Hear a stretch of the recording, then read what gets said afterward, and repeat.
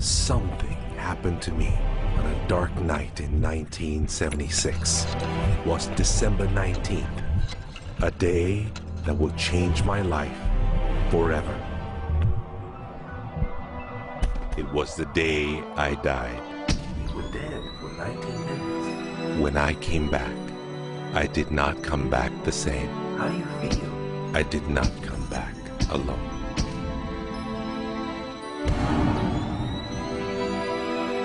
What seemed like days passed in 19 minutes. And over the course of the next few years, I began to remember the greatest mysteries revealed to me.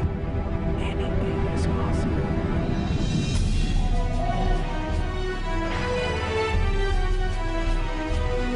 I discovered a secret beyond any secret. The sum of all secrets. My eyes have seen something. You have seen nothing. It's out there. I will find it. You will find nothing. It's like Solomon's gold.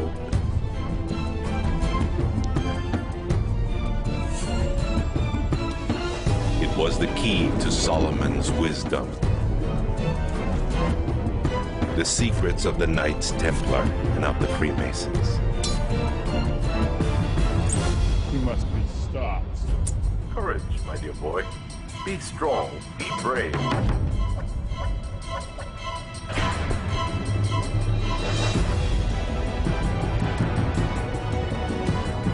I challenged myself to find out everything I could. I found great teachers who knew this and began to seek them out.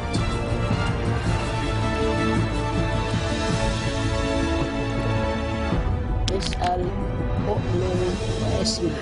Ask, believe, and receive. I traveled the world, and the meta secret was revealed.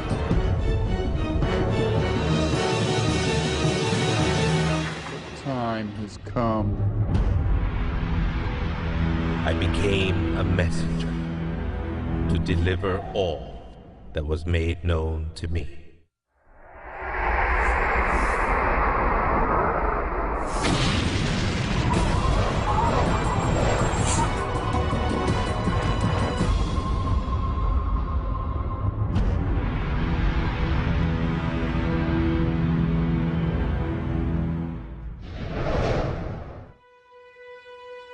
Hello there, I'm Bob Proctor.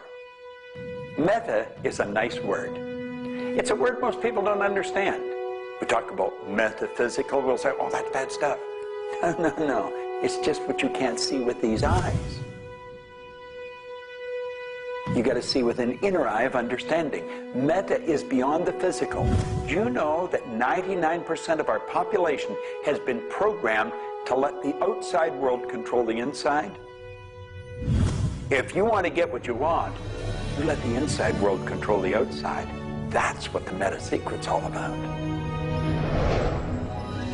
The meta secret to wealth and abundance is doing what you love, following your passion, enjoying your life, being grateful for this moment, realizing that in fact you already have wealth and abundance. You have wealth and abundance to the level that you allow it in your life. Expand your level of openness, deservingness, and you can have more wealth and abundance right now. How do you become more wealthy?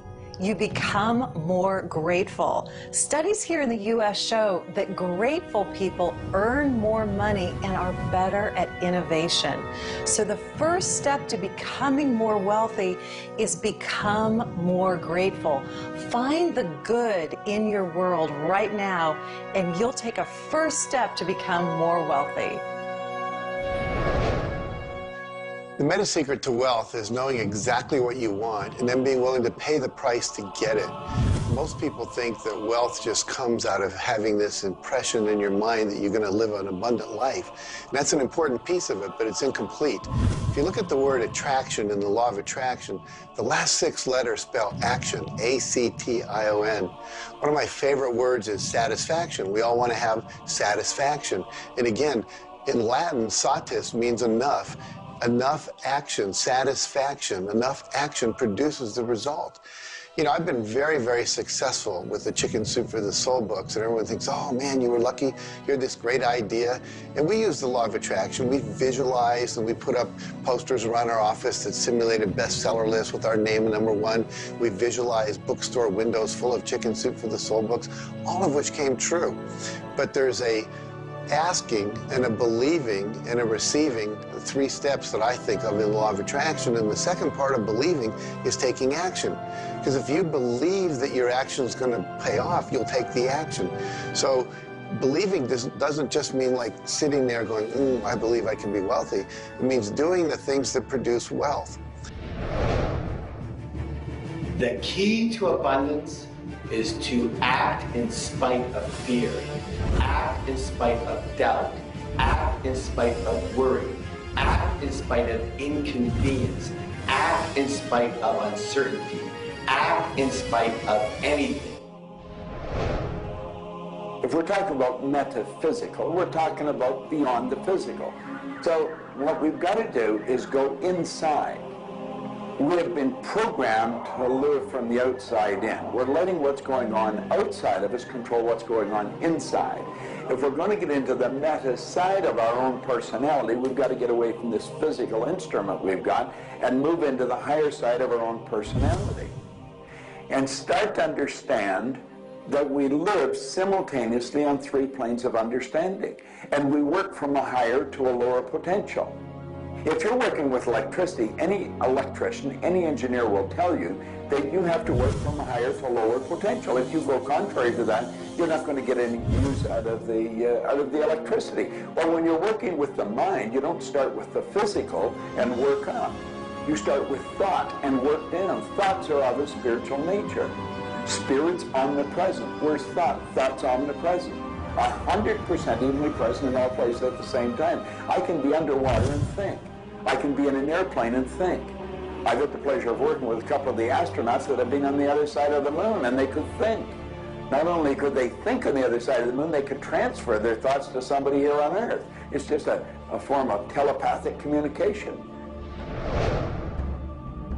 You know, it's been said that if you build it, they will come. I think if you build it, and you build something with true excellence, and you distinguish it in the marketplace, and you come up with a selling proposition, and you are aggressive in your marketing to the world, it's possible that people will come. But it's not inevitable that they will come. And sitting around passively visualizing things is not likely to get the world beating a path to your door. My meta secret about wealth ultimately is you've got to create a lot of value for a lot of people. And if you do that, you will bring a lot of wealth back to you. So by giving service and giving that which helps other people improve their lives, brings joy to them, brings service and products to them, if you do that and you keep expanding that, always be thinking about expanding your service to others. And if you do that, wealth is a foregone conclusion. First thing, quit listening to what everyone else is telling you what to do. And start paying attention to what you want to do. You see, I can look back with my memory, and I can remember going and saying, Mom, Dad, or to the teacher, I want to do so-and-so. And they'd say, now, how are you going to do that? See, what they didn't understand is I didn't know how to do it. But neither does anyone know how to do the things they want to do when they first think of it. You don't have to know how. You know, 2 young bicycle mechanics from Dayton, Ohio, in the United States of America, introduced us to a new kingdom. They were the first ones to fly in airplanes. The whole world believed that you couldn't do that. Anything heavier than air is attracted towards the center of the world. You can't fly. But they wanted to, and so they did. Well, clarity to me is a very different concept than I think a lot of people. The first thing I want to know is, what do you think you're trying to accomplish? The next thing I want to know is why are you trying to accomplish it? The next thing I want to know is, if you accomplish it, what do you really think is going to happen in your life? A lot of people come to me and they say, I want to grow my business, because I work a lot in the business world, the entrepreneurial world. I teach a concept, achievement concept, a concept that is predicated on taking action and implementing, called optimization. Optimization is getting the highest and the best use and result and outcome of your time, your efforts, your emotion, your life, your relationships.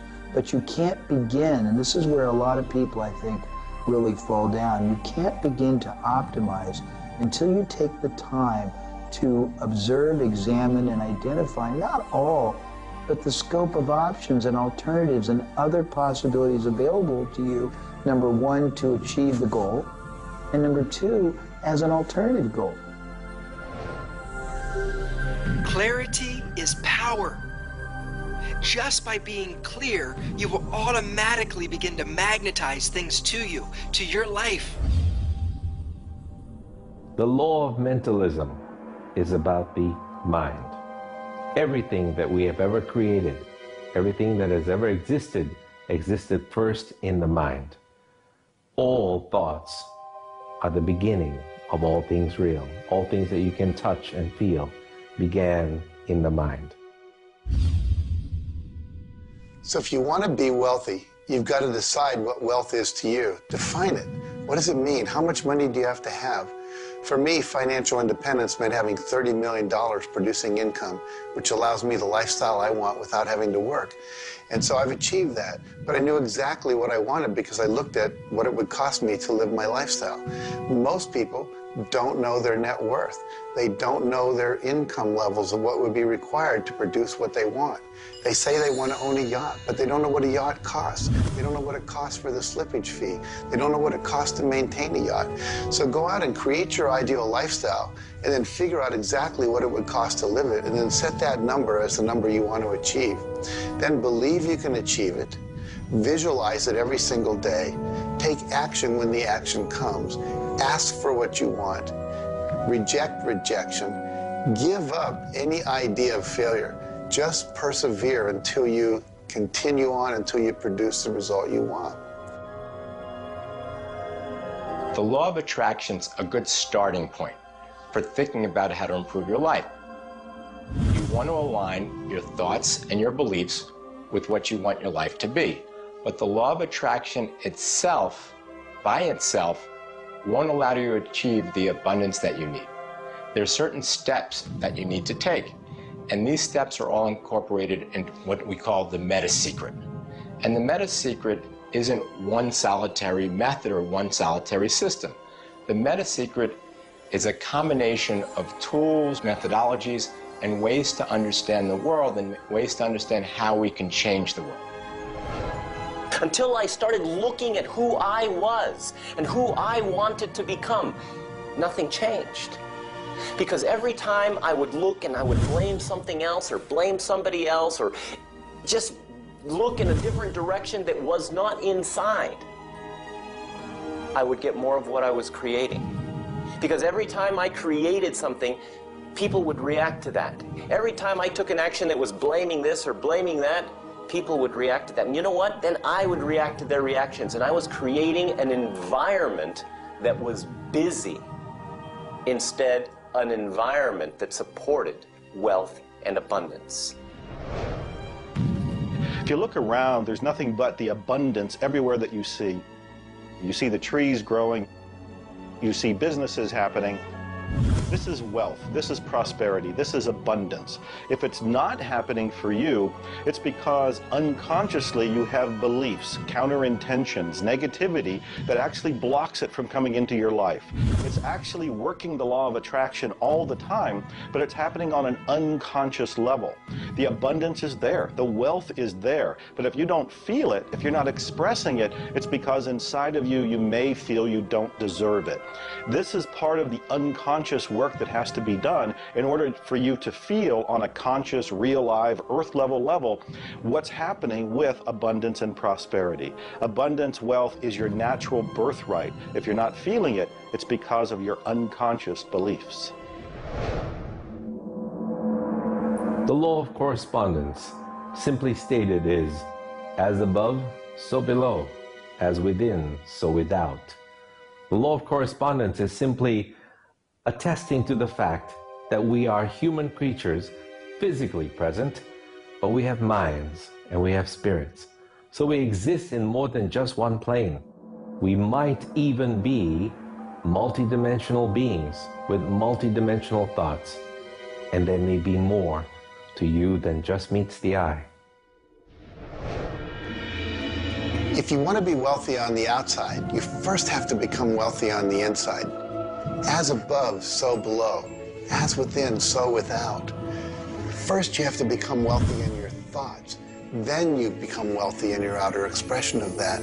You have to have a wealthy attitude. You have to have a wealthy, abundant thought form about who you are and what's possible. And when you have that, it will start to manifest outside of you. If a person wants to take a quantum leap rather than incremental steps, they have to begin by understanding that they can do that. There's a marvelous little book. It's called U Square. Now think of what that means. If you square a number, you multiply the number by the number, don't you? Well, when you square, you multiply your potential by your potential. It's astronomical. I mean, you just go off the board. The man that wrote the book, Price Pritchett, he said, when you're looking at a quantum leap, he says it looks ridiculous, utterly. But in retrospect, it looks like a natural thing to happen. It was without effort. It's with ease. And that's what quantum leaps are. What you're really doing is getting rid of limitations in your mind, and you're letting your mind just take off and build a great big idea. And you start before you're ready. You defy what the masses are controlled by. You've got to move into a space all of your own. Understand you're working with an infinite power that's omnipresent. It's with you all the time. It's closer than your breath. And you get in harmony with that and just release all thoughts of limitation and make up your mind you're going to take and just compound your effectiveness. That's essentially what I did. I didn't know what I was doing at the time. I didn't understand quantum leap, but I took my income from $4,000 a year to $175,000 in a year. And then it went over $1 million. And I had no understanding of what happened. Now understand this. I had been raised to believe that if you don't have a good formal education, that you'd never be able to do what I did. If you don't have experience, you can never do what I did. I had 2 months high school and I had a bad work record. But my income went from $4,000 to over $1 million a year. Now you can do that. And the first step is understanding that you can do it. Quit listening to people tell you you can't. And start to see yourself doing something really big. Write it out on a sheet of paper. Begin by saying, I am so happy and grateful now that I have turned my annual income to a monthly income. It's not just about attracting things to you. It's about learning to trust what you're attracted to.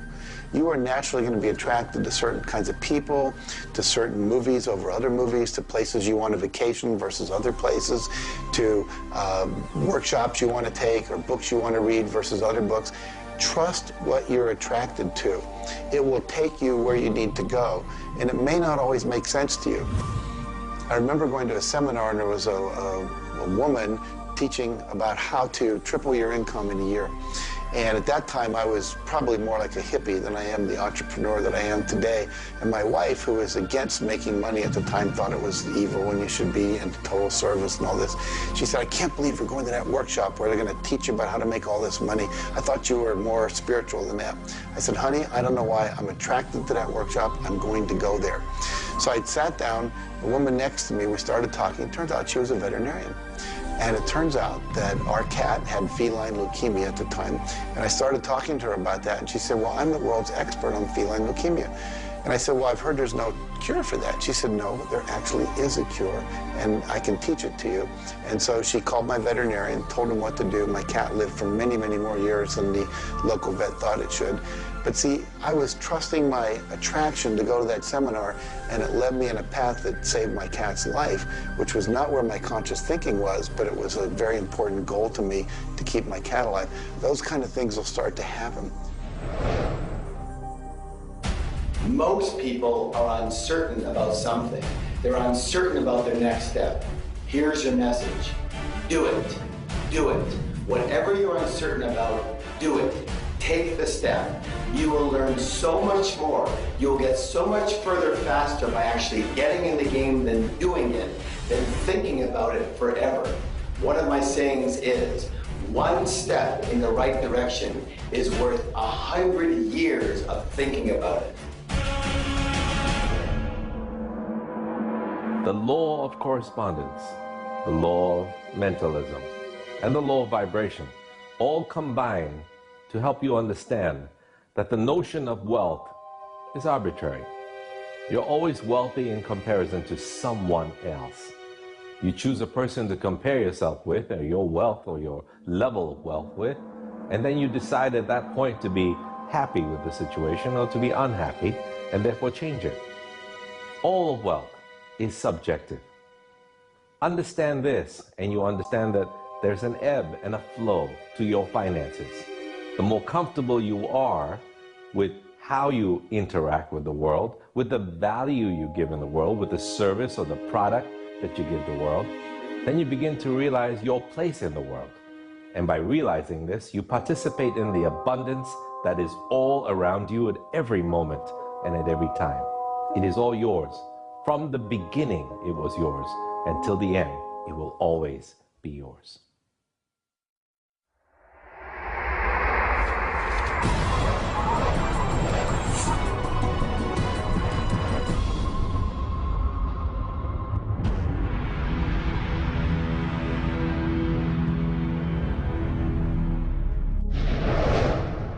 The meta secret to relationships is to know that the universe is giving you love right now. When you give love to the universe, when you give love to another, you will receive love in turn. Love is the essence and nature of relationship.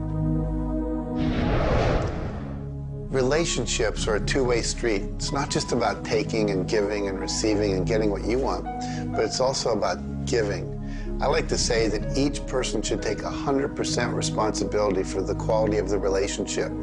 Because if you take 50-50, whenever it's not working, it's going to be their 50%. So if you take 100% and act as if everything in the relationship, you're creating it, and when it isn't exactly what you want it to be, say, how am I creating that? Take that curiosity and use it as a tool. And when you get the answer like, oh, I'm not coming home on time, I'm not listening, I'm not doing this, then you have the opportunity to shift and do the thing that produces relationship. A friend of mine wrote a book called Making Relationships Work. And the idea is there is work in making the relationship work. So be willing to do the work. Give as much as you get. The more you give, the more will come back. To have a better relationship with anyone in your life, first you begin by having a relationship with yourself. Treat yourself the way you would your very dearest friend. Love yourself regardless of all the crazy shenanigans you pull. Believe me, I do this every day.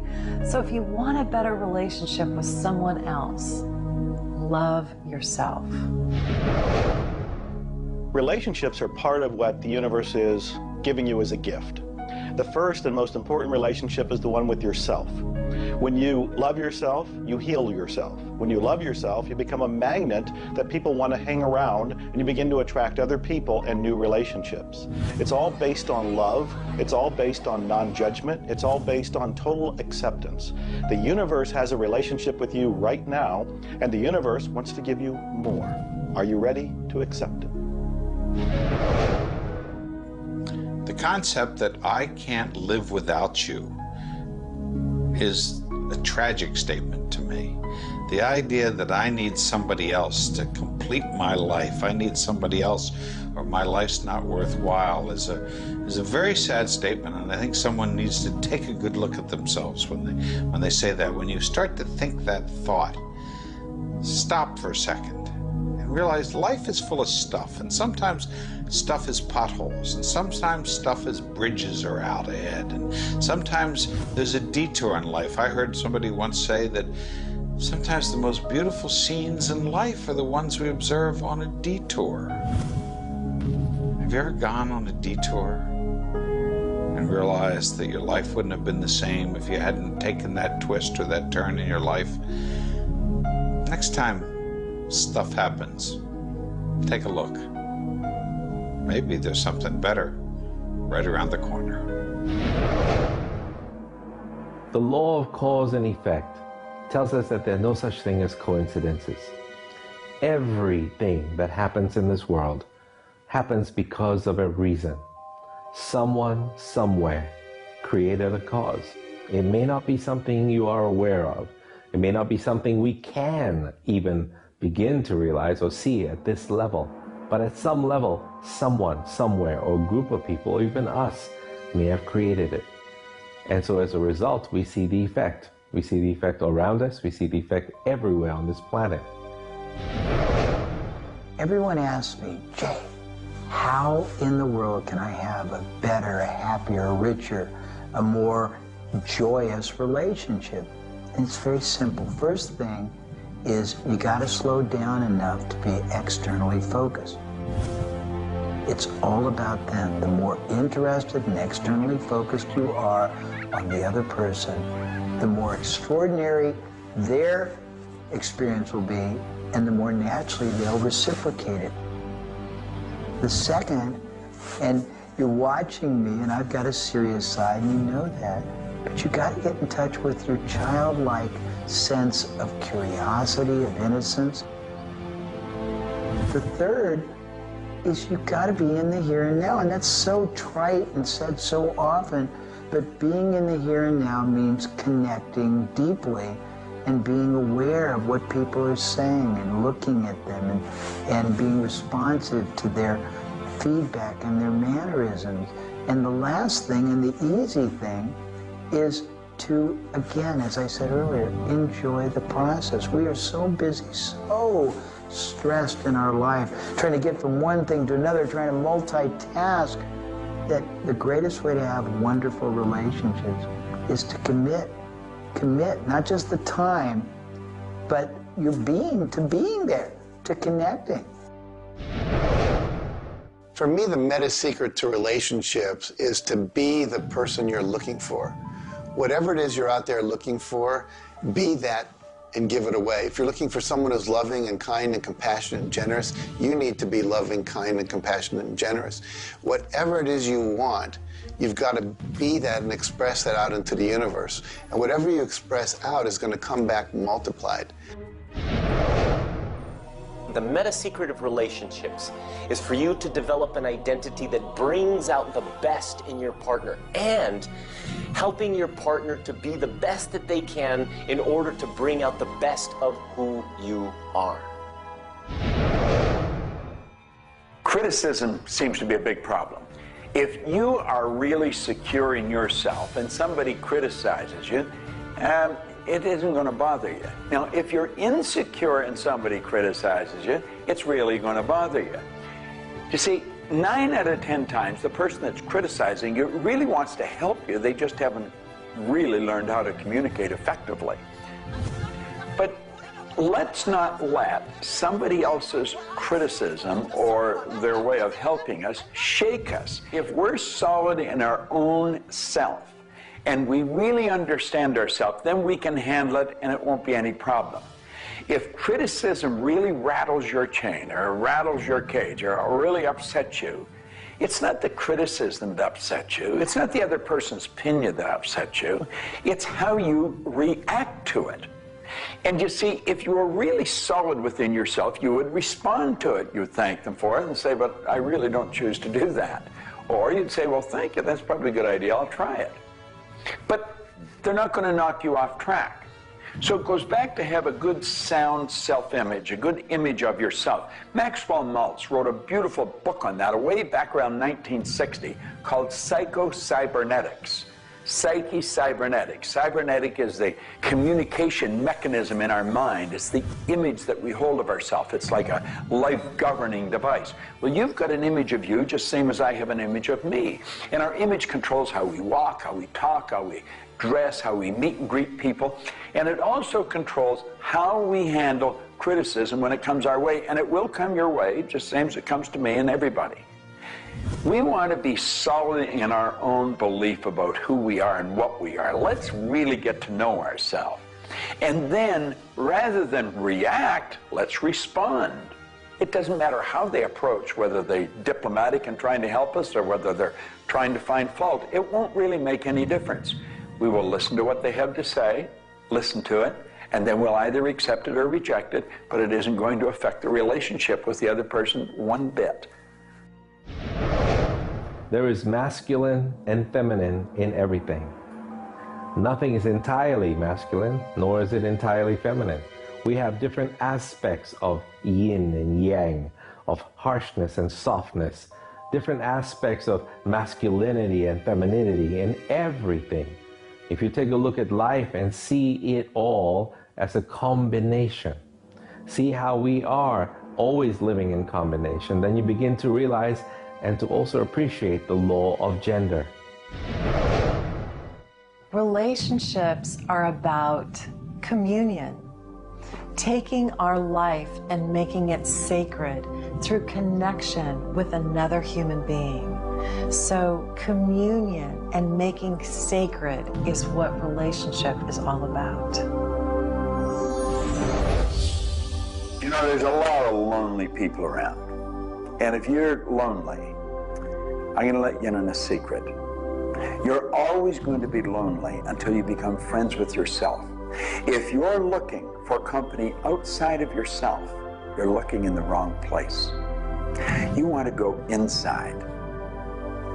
And when you get to really look at you, you're going to feel so good about you. You're going to love yourself. Now, you see, as a little kid, you were probably taught, don't love yourself, that's conceit. I know I was, and most of the people I know. That's not conceit. That's a healthy, conscious awareness of who we really are. I'm not talking about an ego trip. I'm talking about really becoming acquainted with yourself. You've got to build a good relationship with you, or you're always going to be lonely.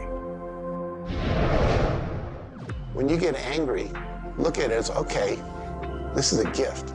I need to release something here. And in that process, relationship becomes a school for growth instead of just like it's someone that's going to please me. Look at how can I serve them and how can I learn from them, as opposed to how can I manipulate them to give me all my needs met. If you do that, you're going to end up with a much better relationship. If you're in a relationship where you're not experiencing full love, the way to change it is not by changing the other person. It's by changing yourself. You look within yourself and you start to feel grateful for everything about you. As you change your relationship with yourself, magically, the outside relationship will change as well. You will suddenly see it transformed. You will suddenly see that there's love in that relationship with that other person. But you don't change the other person, you change you. A lot of people spend valuable time in their life focusing on the past. I could probably spoil your week if I reviewed the first 26 years of my life. My life was a mess. And you know, at the end of 26 years, imagine living for 26 years and looking at yourself, you're unhappy, sick, and broke. I had a guy look at me and he told me I was one of the most miserable people he had ever met. And he was right. I was plain miserable. He said, you're always sick. I didn't have a terminal illness or anything, but I was always backache, headache, or something, and I was always broke. He said, why don't you change it? Well, as long as I kept focusing on what led me to this point, which was a bad trip, I was going to create more of the same. And he said, let it go. Forgive it. If you're looking for love and not finding it, it's no doubt because of a lack of forgiveness in some area of your life. This is true for all of us.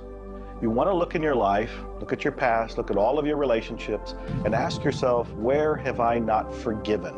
Myself, my parents, my siblings, my neighbors, my relatives, my business partners, where have I not forgiven?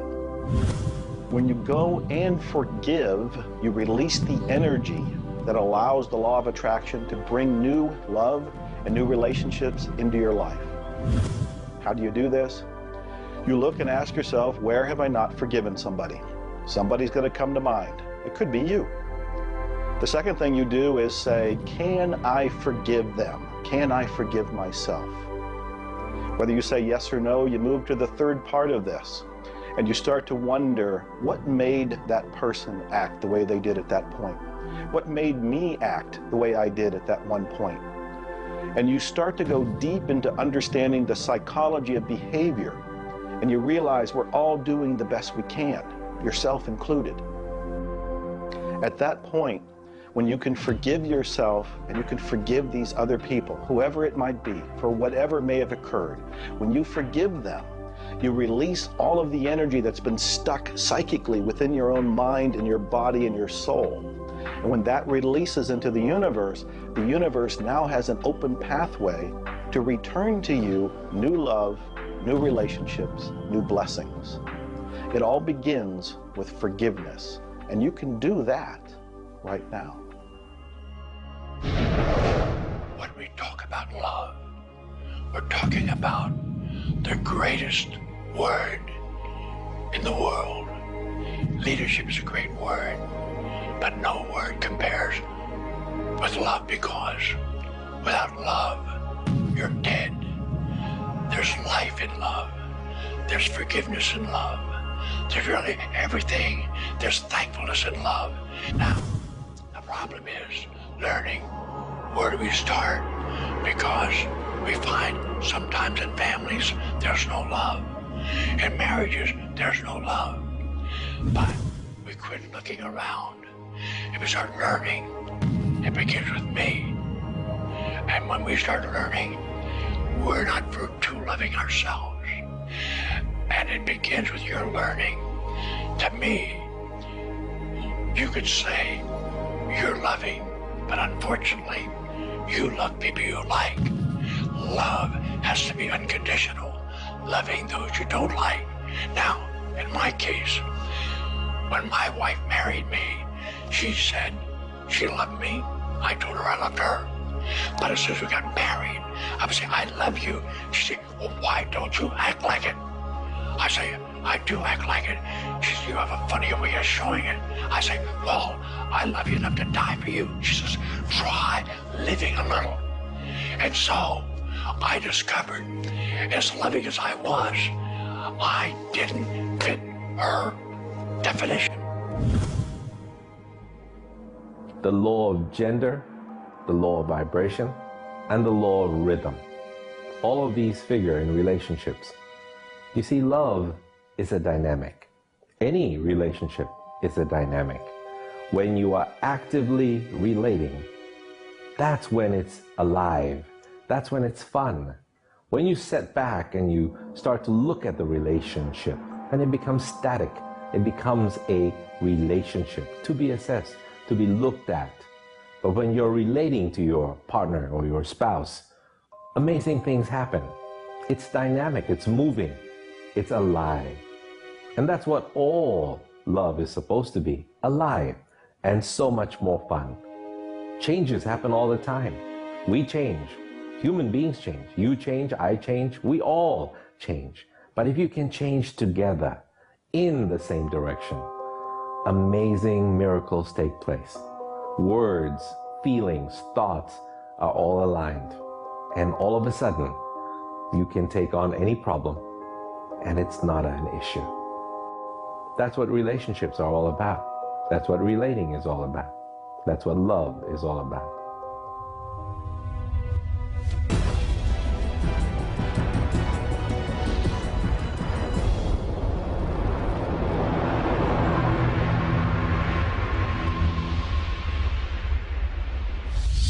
はじめに言葉歴すなわち、クリエイターなるものはやはり言葉振動を用いて全てを設計されたんではないかと思うんですね。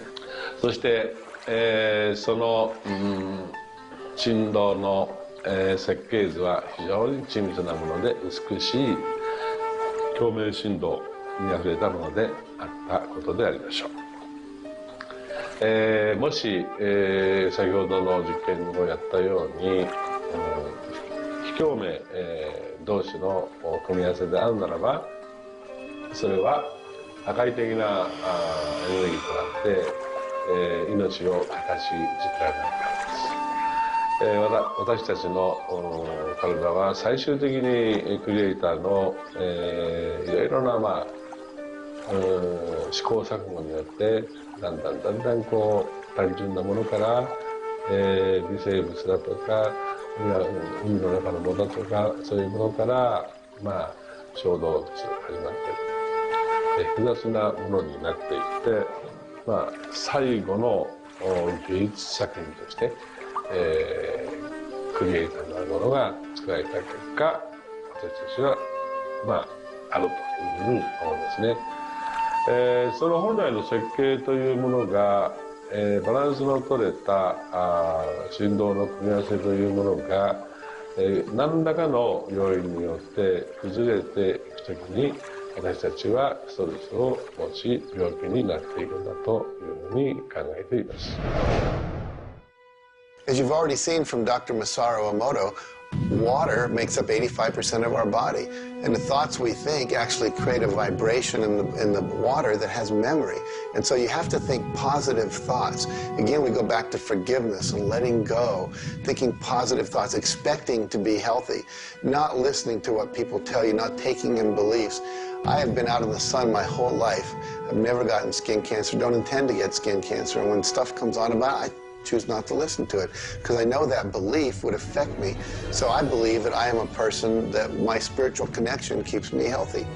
Also, though, I work on the level of the physiology of the body, the biochemistry. It makes sense to play at that level. I eat organic food. I drink healthy water that's not contaminated with chlorine and all the stuff they put in it, so I filter my water. I eat the right kinds of nutrients for my body. I've found out what I'm allergic to, and I've basically eliminated those from my diet. I exercise, so exercise and keeping my body toned. We want to have resistance exercise. We want endurance, which means we need to jog and do aerobics and things like that. And we need to have flexibility, things like yoga and Pilates. So we need a complete system to keep our body healthy. And then the detoxification, I think, is the part that most people don't do enough with. We're taking in so many toxins in the air we breathe. But if you will cleanse on a regular basis, I cleanse every Monday. I just do a cleansing diet where I just drink liquids and then I don't eat anything else, and my liver has a chance to get rid of all the toxins that are in my body. I want you to understand that you have a marvelous mind, and you can do anything with it, and don't ever listen to anybody that tells you you can't. You want to start to look at yourself not as a body or as a name. Like, I'm not Bob Proctor. Bob and Proctor are just two words. You've never heard anybody phone into school and say, body's not coming today, it's sick. Never hear anyone say, hand, it's my hand, my body, my name. Well, you see, there's something wonderful about you and something wonderful about me, and it's the same thing. We have a marvelous mind. We're creative beings. Talk to your body. You're not a body, you live in a body. Now, this may sound silly because maybe nobody's ever said this to you before, but go around just repeating maybe 1,000 times to yourself, I'm not a body, I live in a body. I'm not a body, I live in a body. I'm not a body, I live in a body. Then start telling your body to relax. The meta secret to great health is to feel good now. You do that with good thoughts, you do that with good food, you do that with plenty of sleep, you do that by doing what you love. That's the meta secret to great health. The meta secret to health is to honor your body. Listen to your body. Are you tired? Are you hungry? Are you thirsty? Do you need time to play? Have greater health. Honor your body. Health. Not just physical health, not just eating the right things and getting exercise, but let's talk about emotional health. This means doing what you love, loving what you do, looking forward each day, researching, helping other people, giving back. This is the meta secret to emotional health. To me, recognizing the divine component in us has a twofold effect. On the one hand, it's incredibly humbling, because how many of us really live up to being godly? How many of us really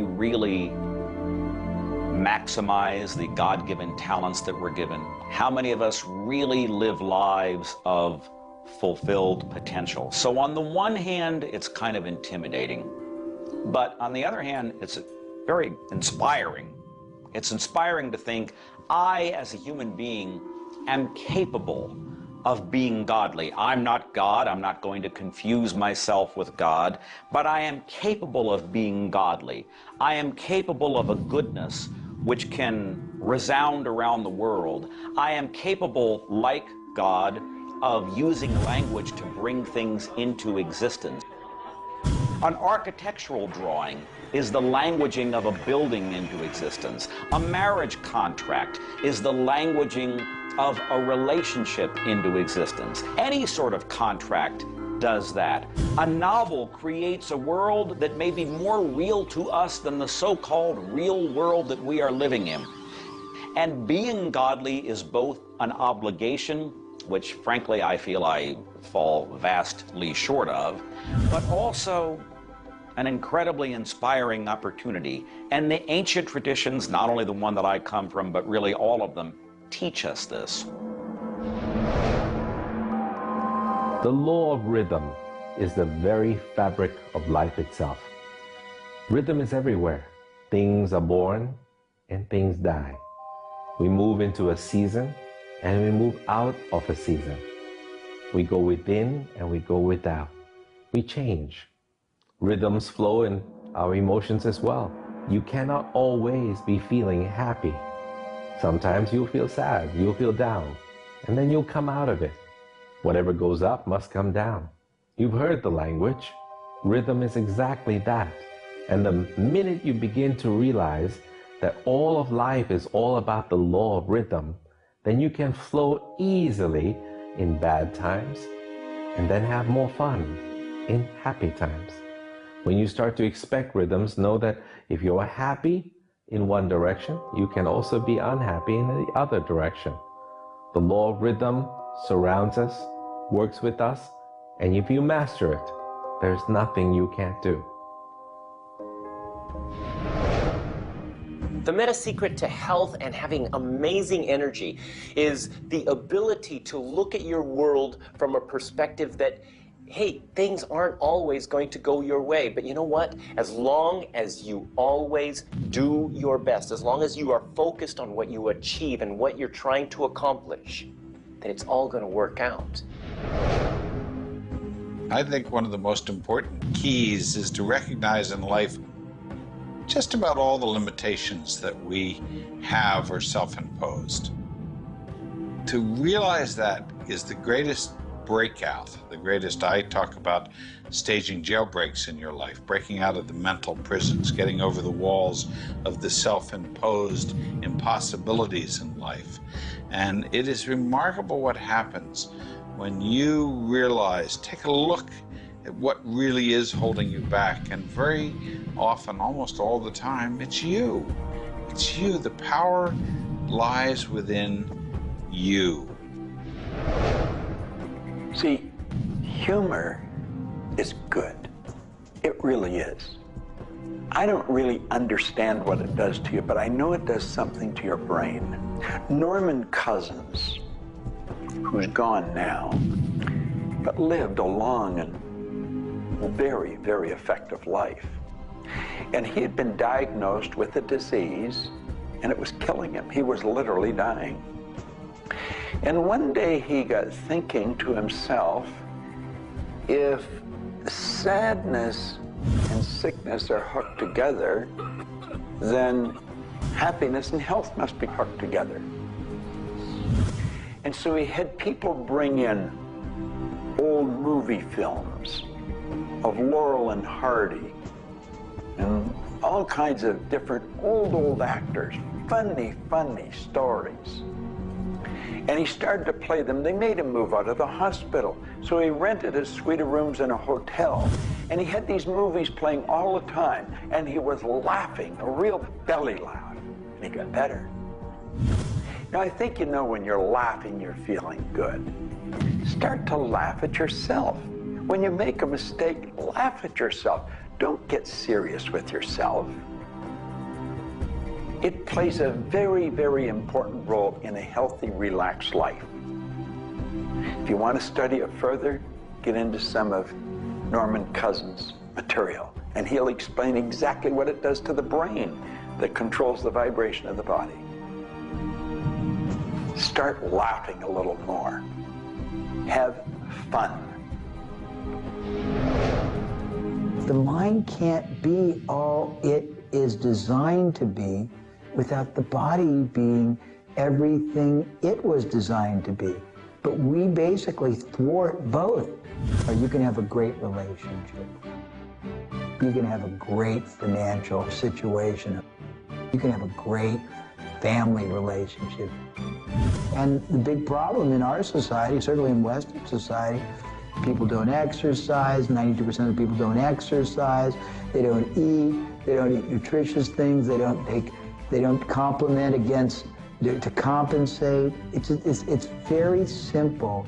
And if you break it down to the little steps like eating an elephant, you'll have the most rich, satisfying, fulfilling, gratifying, liberating life, but you gotta balance it. Health is all up here. All I know is right now, I don't have a voice, I don't have much sight, I don't have a hearing. My strength is gone. However, I have never been more excited and thankful in my whole life. The law of vibration simply states that everything is in motion. Nothing stays static. At some level, even though something may appear as if it's not moving, its molecules are moving, its atoms are moving. Everything vibrates. Not just your thoughts, everything. Now, I do understand that disease cannot stay in a healthy vibration. It just cannot. I also understand you cannot turn disease into health, but you can release disease and recreate health. You see, your body is changing at the rate of millions of cells every second. And it's the thought patterns that you hold in your mind that control the vibratory rate of the body. Your brain is an electronic switching station. There's all kinds of material written on thought, on attitude, and on health. And I do know this. If you are suffering from a physical disease, quit talking about it, quit thinking about it.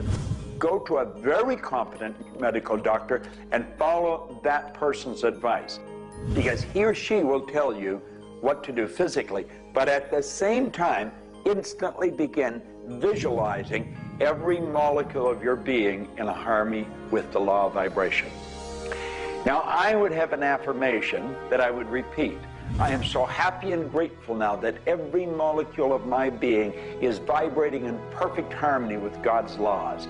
My body is getting healthier and stronger and more vibrant every minute of every day. And repeat that. Treat it like a mantra. I can't predict what's going to happen for you personally, but I do know that hundreds of people, if not thousands of people, have experienced healings and cures by beginning to change their thoughts about what's going on in their body. In my book, The Attractor Factor, I talk about a person who had cancer. She experienced the idea of forgiving everybody and everything in her life, and she went through the process of doing that, working with a coach. She then went back into the doctor's office. They opened her for surgery, and there was no cancer. It was gone. By forgiving everybody in her life, including herself, she transformed her body. She reached this place of healing and this place of peace. And as a result, she experienced a cure. If you're finding yourself sitting here watching this and you're ill, you've got a chronic condition, you're sick, what you need to do is a couple of things. Number one, you need to first work on your attitude. You need to believe you can get healthy. You need to not believe anyone who tells you you're going to die, or it's terminal, or it's going to take a long time. Literally, we know that we can get rid of a disease in minutes, in literally minutes. I had a cold once, and a person literally did an exercise with me. My nose dried up, my fever went away, the achiness went away in 5 minutes. So we know the power of the mind. We know that you have to forgive and release. So much work now being done on cancer, where we know there's resentment, and different forms of resentment will come into different forms of cancer in the body. So it's critical to get yourself aligned with spirit. When you are aligned with spirit through meditation, through doing the things that bring you joy, through doing the things that align you, and you know what that is for you. It could be singing, it could be walking in nature, it could be petting your cat. When you move into that state, healing naturally takes place through you. There's this innate, natural healing ability that's always working to heal you if you get you out of the way. By you, I mean your ego mind, your beliefs, your fears, your doubts, all of that stuff, all of the resentments you've held that you haven't released, that will keep you sick. So you've got to do some kind of work to get into a spiritual alignment and to release the negativity. Emotional pain is very real. It's like sorrow and grief. Like grief comes in waves. It just sort of overcomes you and then sort of fades away. You could have experienced some traumatic situation, anything from rape to the loss of a loved one, or being held up, where somebody invaded your privacy in some way or another. And it causes deep emotional pain. What we want to realize is that we are bringing that on ourselves.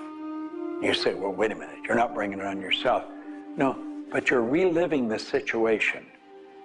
We've got to separate ourselves from the incident, from the situation. We've got to realize that it's a very real part of life, and attempt to separate ourselves from it and deal with it as best we can, and then let it go. Otherwise, we're going to carry it with us, and we're going to keep experiencing it over and over and over again. どうやってわかるか。振動という、まずそもそもその水の結晶とは何かということになりますけどね。結晶というのはやはり情報だと思います。で、情報というのはバイブレーションですね。で、バイブレーションのデザイン家が雪の結晶あるいは水の氷結結晶という形になって現れてきていると思いますが、や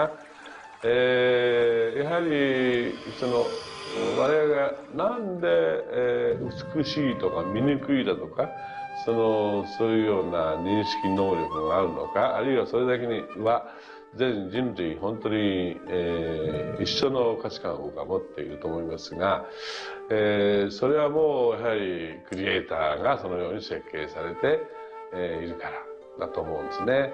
それが崩れちゃったらもうこれはもう本当にどうしようもないんだけど、その美醜というのが我々の美しさ、ごめんなさい、バイブレーションの健全さということにつながっていると思います。水は神が自分の意機あるいは意図をまんべんなくこの宇宙に伝えるためのキャリアとして、作られたものだと思いますね。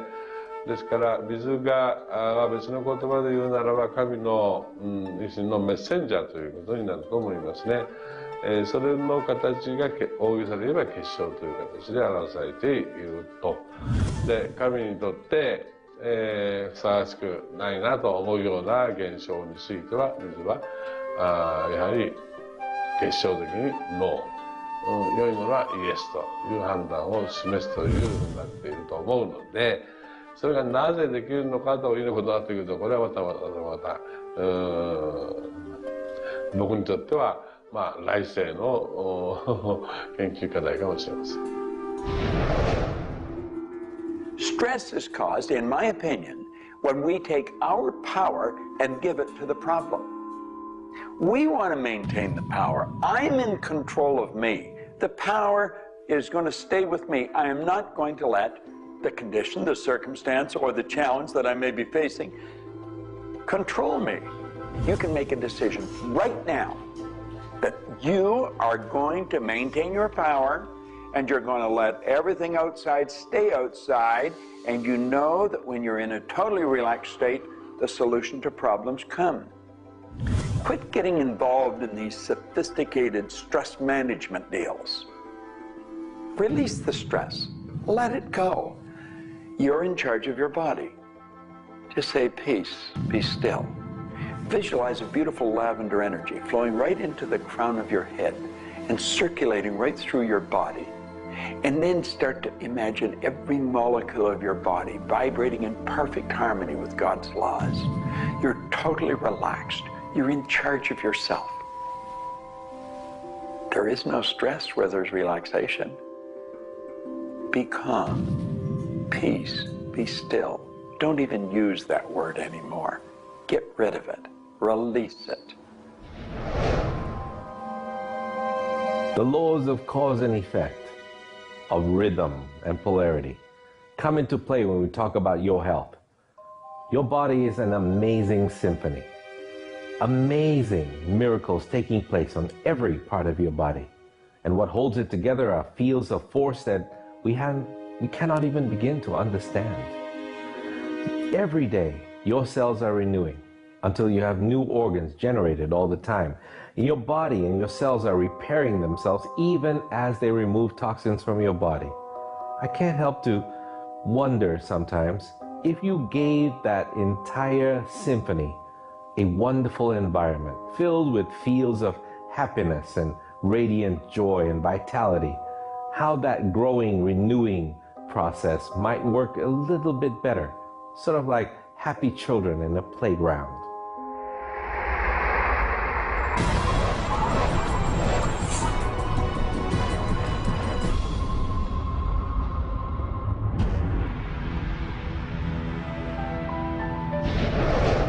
Here's the paradox of being human. Real happiness is only available in the moment. If you're brooding on the past or obsessed about the future, even if you're looking forward to something that could be magnificent in the future, it's not quite the same sort of anchored contentment that you get from really being in the moment. We human beings seem to be perpetually someplace else. That's kind of like one definition of the human predicament, the human condition. We are perpetually thinking about the past, the future, something to the right, something to the left, something else. I think the paradox to happiness is you do have to have dreams and aspirations, and you have to be anchored, rooted, and happy where you are. Not always easy to do, but I keep trying. Happiness is a point of view. Am I happy? Yeah, I think I am. How can somebody always be sad? Of course we're sad when we lose somebody that we love, or that when the project we're working on so long doesn't work out. Temporary sadness is a very human condition. How can you be happy? Maybe by finding things to do that make you happy. You see, if you're miserable, your mind is focused on the past. There's a method concept. Get you over any miserable concept in a heartbeat. Focus on right now.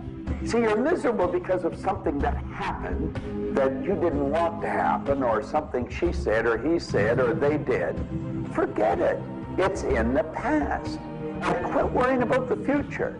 Have you any idea the number of electrical charges must fly through your body for the simple object of writing your name? See, your brain is an electronic switching station, and you've got one. And you can activate brain cells. You can set up any vibration you want. If it's a negative vibration, you're going to be unhappy. If it's a positive one, you're going to be happy. Every brain cell is a positive and a negative pole. Everything that you look at is going to be impregnated into cells in your brain. Now, you're either going to look at the positive or the negative side of it. What side do you want to live in? I choose to look at the good side of a situation. Put yourself in a good vibration. Think of the blood in your body. Do you know it circulates through hundreds of miles of passageway every 33 seconds? It carries all the food in and all the garbage out.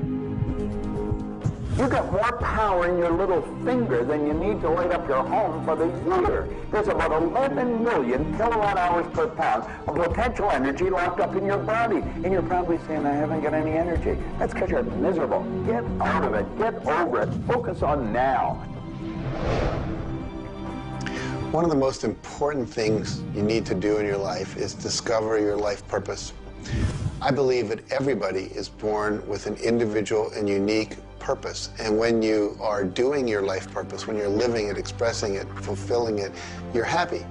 And so many people have talked about joy being your guidance system, that when you're off purpose, you're not happy, you're not joyful. And so this joy, this inner experience of happiness and joy is a way of saying, oh, I'm on course, I'm doing the things I'm supposed to do. Stephen Covey said, you know, you don't want to get to the end of life and get to the top of the ladder and find out the ladder was leaning against the wrong building. You can be very, very successful. And we see people with all the cars and the toys and the money and the society recognition and so forth, but they're not happy because they're not fulfilling their purpose. Think about it like this. A rose has to be a rose. A chrysanthemum has to be a chrysanthemum. A geranium has to be a geranium. And yet we as people have been given choice. The choice to pursue any number of things and do whatever we want to do. But unfortunately, most of us have been talked out of our purpose. If you want to be happy, come back into this moment and do what you love in this moment. You should absolutely work toward improving your life, improving the world, improving your relationships, improving your finances. Every sort of conceivable improvement at a micro or macro level should indeed be your agenda. But if you are not happy with things the way they are, then your happiness is perpetually on hold pending a condition that doesn't exist yet. If you do that, you will never be happy. You have to realize that the point of power in your life is in this moment. People think about the future and they throw their power into the future. There is no future. When it gets here, it's called now. It's called this moment. People think about the past and they throw their power into the past. But there is no past. It's gone. When you think about the past, you think about it in this moment. This moment is all there is. And you can be happy in this moment. When you are, everything is taken care of. All is well. Happiness and achieving happiness is a process. It's not something you achieve right now and you're done and you have your happiness. It's something that you're constantly attaining and re-attaining through life. And the way to do that is to really understand what brings contentment in your life and to achieve that. And one of the key things to remember in terms of happiness is that part of this process is sharing happiness with other people. The more we share happiness and the more we teach other people how to bring happiness and fulfillment in their life, the more we'll be happy and fulfilled. So continue with your journey of greater fulfillment, and you'll have more happiness in your life. The law of polarity is about dualism. Everything exists in relation to something else. There is no person that's entirely good. There is no person that's entirely bad. There is no entirely hot or entirely cold. It's always hot in relation to something else that's colder. It's always colder in relation to something else that is hotter. We move in directions as opposed to moving in a static field. We always move from one place to another, from one thing that's more pleasant to something that's less pleasant, or something that's unpleasant to something that's more pleasant.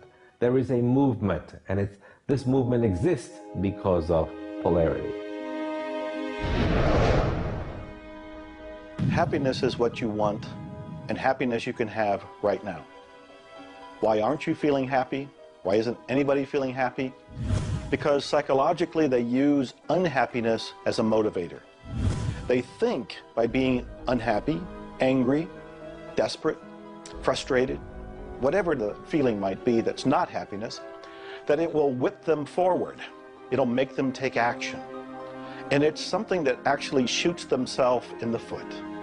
Because when you are happy now, which is available to you right now, you know what your choices are. You can see what your decisions are to be, and you can more clearly decide on what to do next.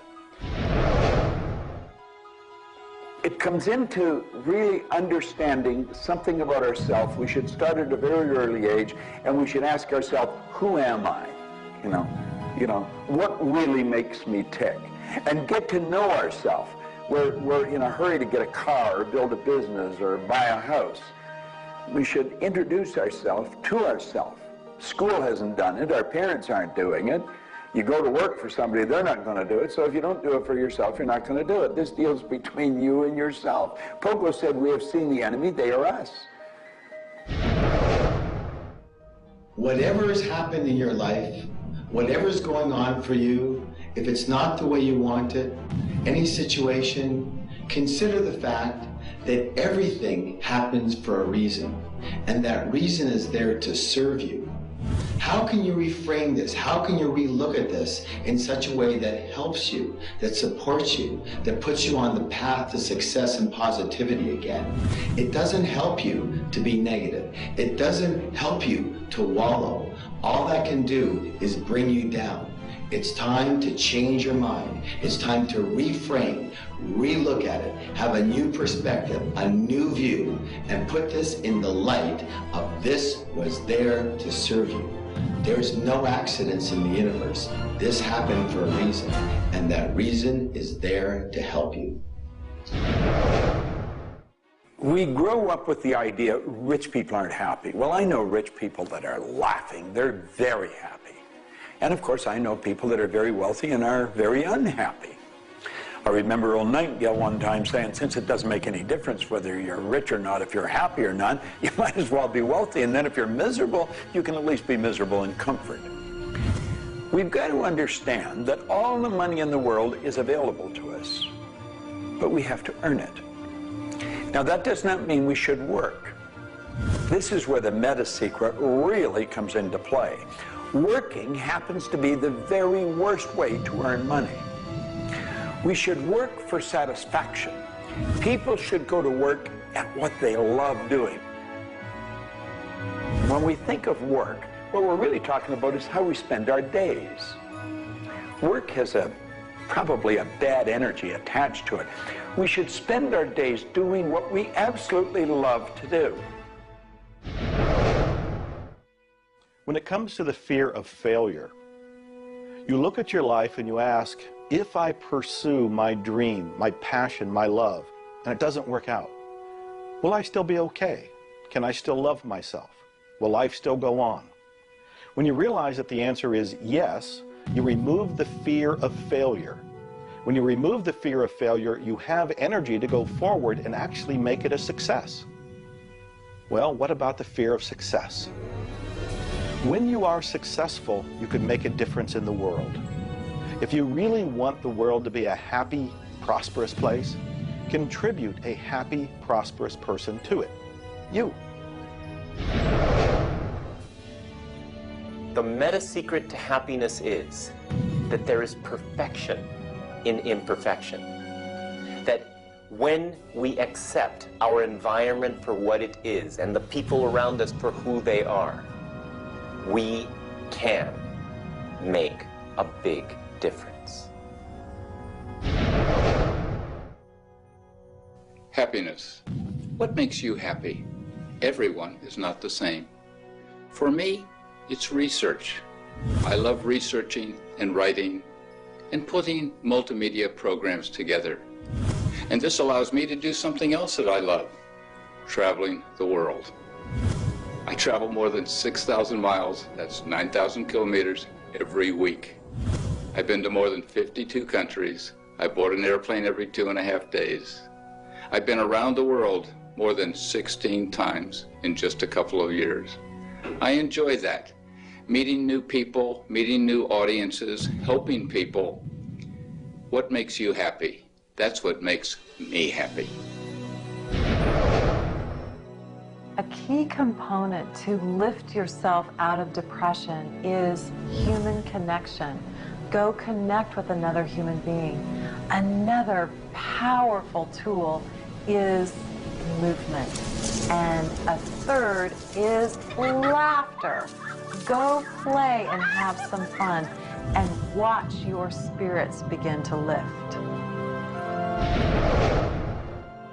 The meta secret of life is to realize that the journey is the thing. I believe the first thing a person should do is establish a purpose.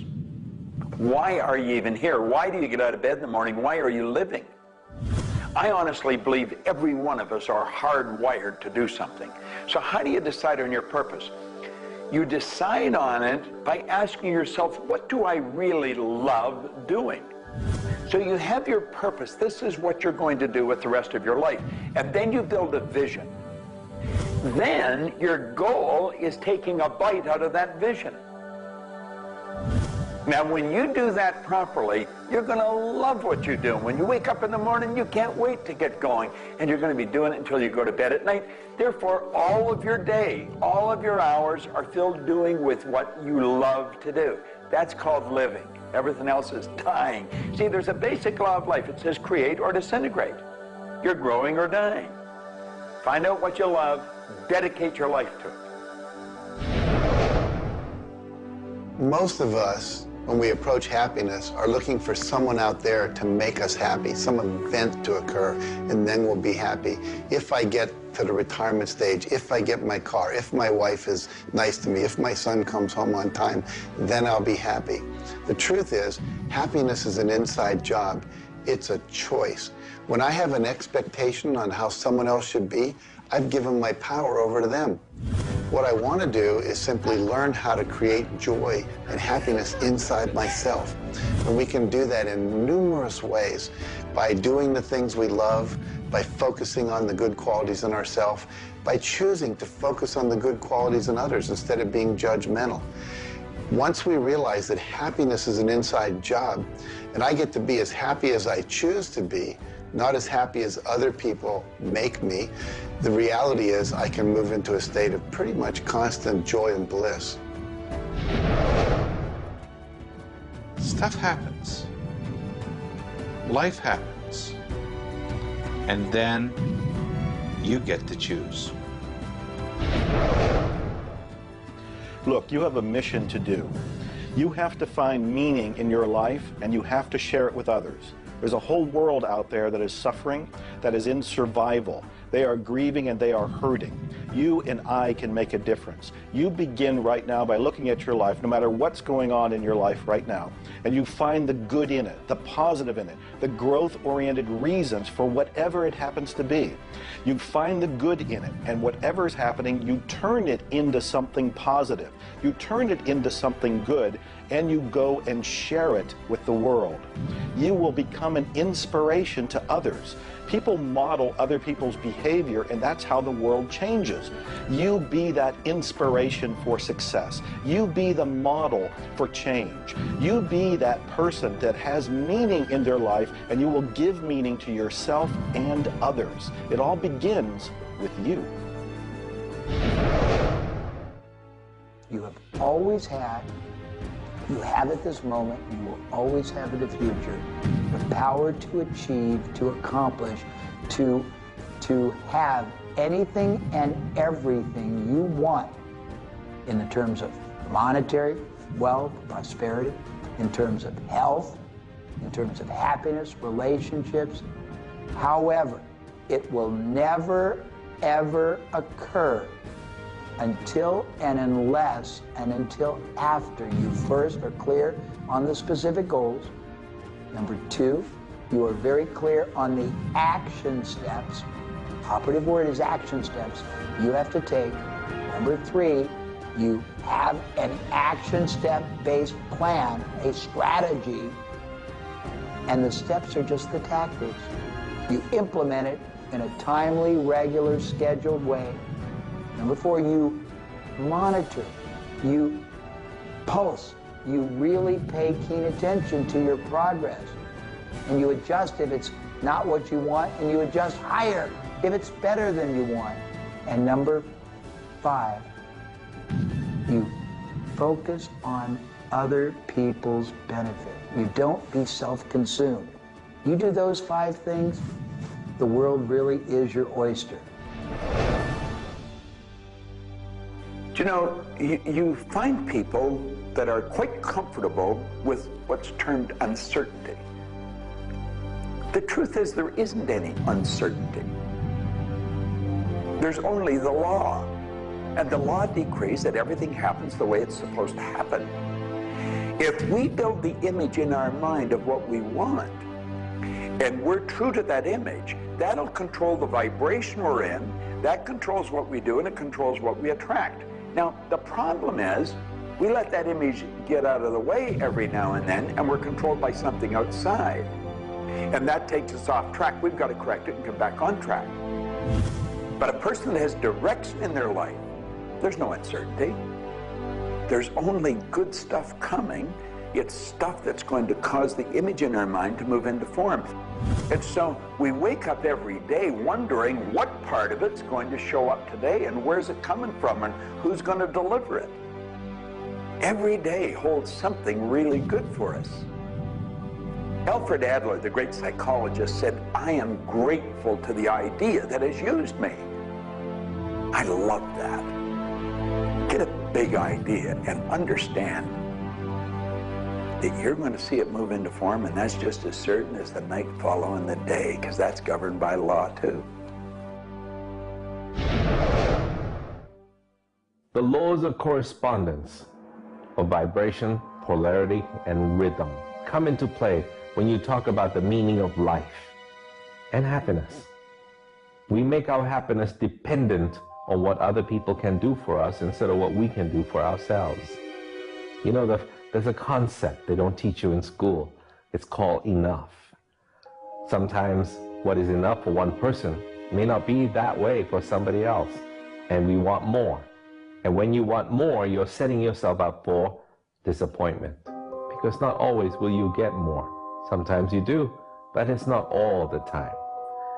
I don't know who told us on this planet that everything is going to go our way.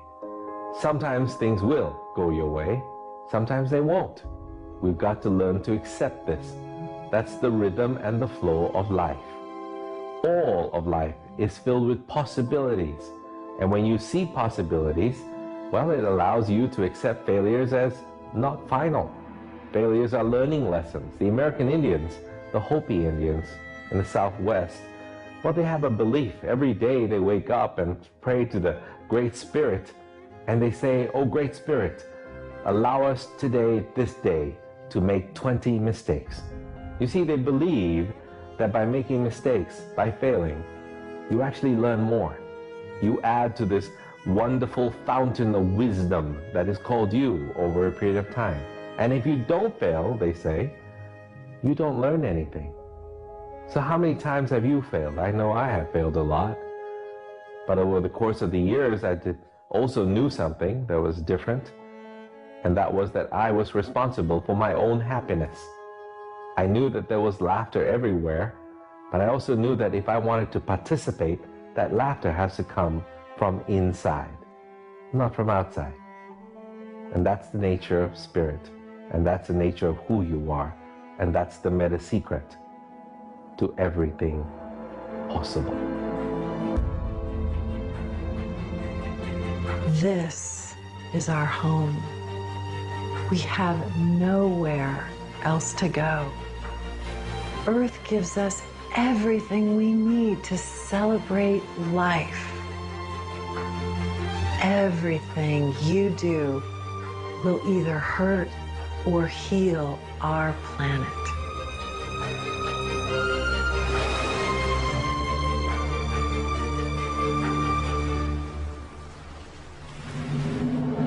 You were brought here to learn many lessons. To learn how to love who you are, where you are, and the people you surround yourself with. Just remember that you carry within yourself everything you need for the fulfillment of your life's purpose. You are the sum of all of your experiences, all of your choices, and you are a work in progress. You deserve more happiness, more love, more joy, more abundance, and especially more fun. Life was never meant to be a struggle. You were meant to participate in this grand miracle called life. And as you begin to look all around you, start now to taste, smell, hear, and touch with your heart the abundance that surrounds you. You are indeed spectacular beings of light. So if you want to know the meta secret to life, to happiness, live more, love more, laugh more. Change the stories in your head, and you can change the world. It's a short trip. Make it a good one.